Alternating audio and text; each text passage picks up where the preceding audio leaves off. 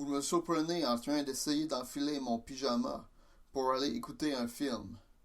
Les asiles psychiatriques sont souvent l'œuvre de phénomènes paranormaux effrayants. Aucun de ceux-là n'est présent dans le film que vous allez regarder présentement. Maintenant, il faut juste que j'appuie sur play sur la télécommande.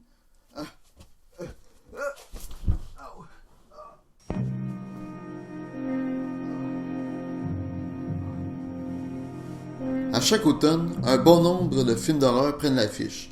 Et même si certains peuvent être bons, la majorité sont soit mauvais ou juste très peu mémorables. C'est le cas pour le film d'aujourd'hui, Gothika, qui est sorti en 2003, et avec Halle Berry dans le rôle principal, et prend place dans un hôpital psychiatrique. Et pourquoi le film s'appelle Gothika? Aucune idée.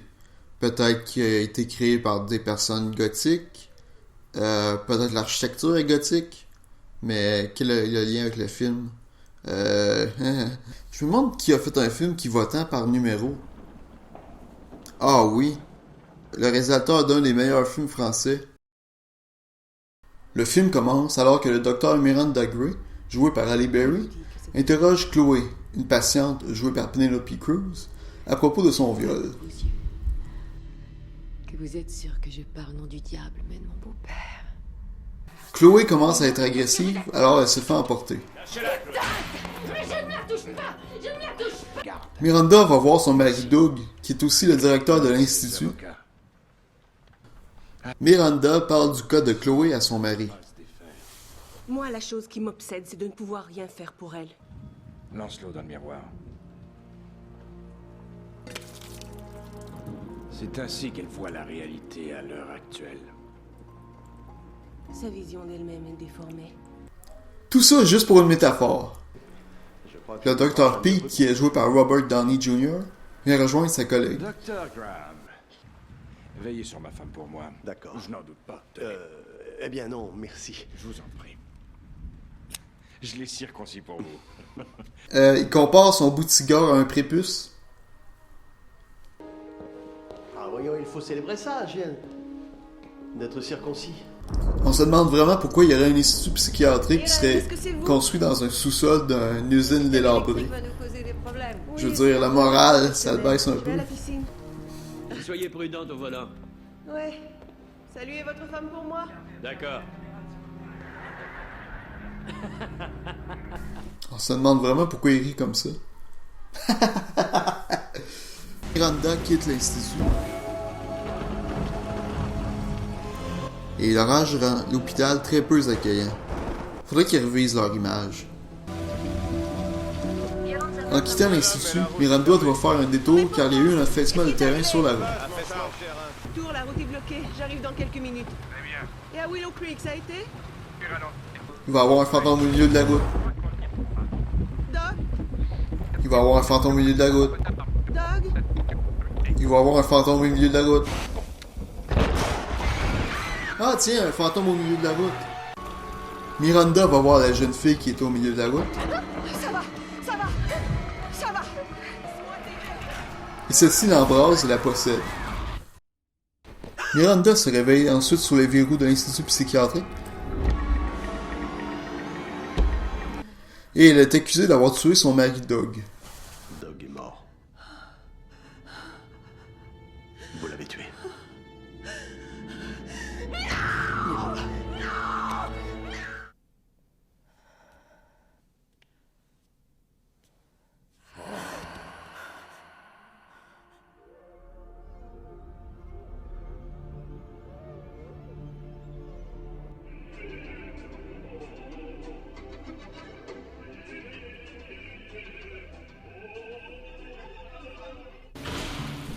Miranda va prendre sa douche. Et elle hallucine encore le fantôme qui l'attaque.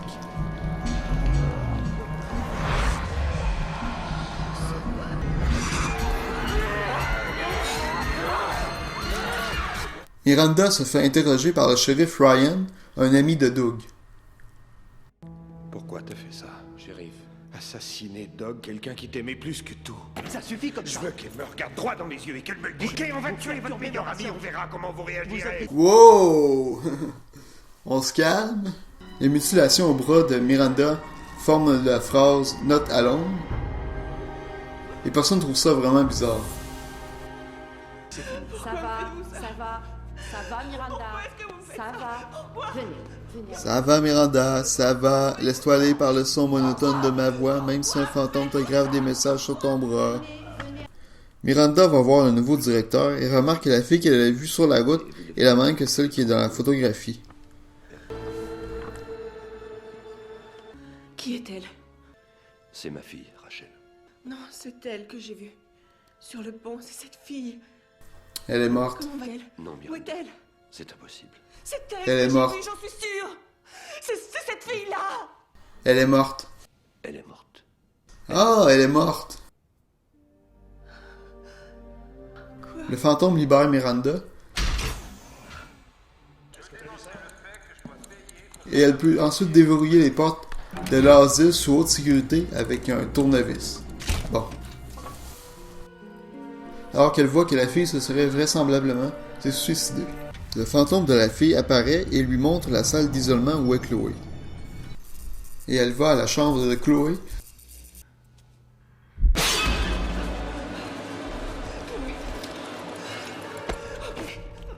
Elle voit un homme avec un tatou. Miranda accoste Chloé pendant la récré.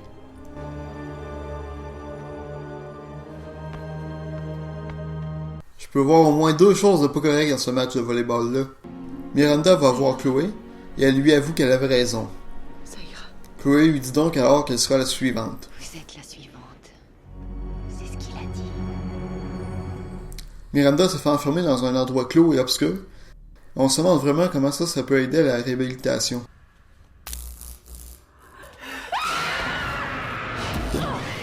Le fantôme commence à l'attaquer et elle a aucune raison de l'attaquer. Les gardes croient que Miranda est en train de se battre seule. Bon, même si elle revole à 3 pieds du sol. Miranda réussit encore à s'échapper. Et pourquoi est-ce que le garde pointe par là puis va dans le sens opposé? Elle se cache dans la piscine et les morons de garde la trouvent même pas. Même pas avec leur lampe de poche. Ou même si l'eau est claire et qu'on peut voir qu'elle fait des bulles. Se tapent toujours leurs plus jolies étudiantes. Le fantôme va apparaître. Le fantôme va apparaître. Ah tiens, le fantôme apparaît. Elle se cache dans le bureau du garde de sécurité avec qui elle a une complicité. Et celui-ci lui donne les clés de sa voiture pour qu'elle se sauve. Qu'est-ce que le garde est en train d'écouter? Prenez ma voiture. Allez-y. Dépêchez-vous. La voiture ne peut plus freiner et elle rafle de se faire frapper par un camion. Et après, elle rit comme une folle et elle regarde pas en avant d'elle. Elle va dans sa maison et elle voit le meurtre redéfiler devant ses yeux.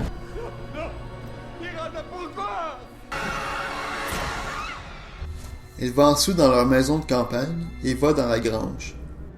Et la musique s'intensifie jusqu'à temps qu'elle ouvre la trappe. Elle découvre que son mari séquestrait des filles dans sa cachette. C'est bon d'être Dieu. Je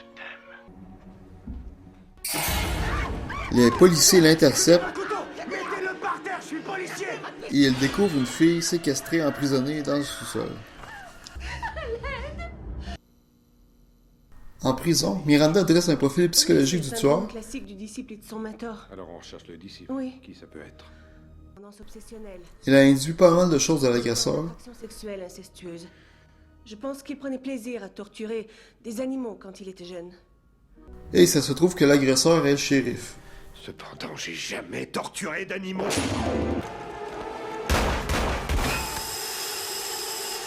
Mais le goût des jeunes filles. Miranda se cache Mais on a tout un petit jeu. et le fantôme apparaît. Tu es déjà mort. Le shérif tire en sa direction, mais déclenche l'explosion qui le tue.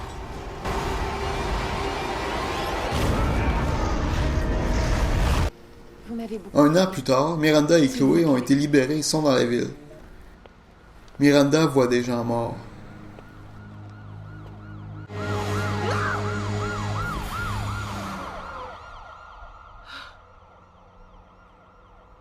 I see dead people.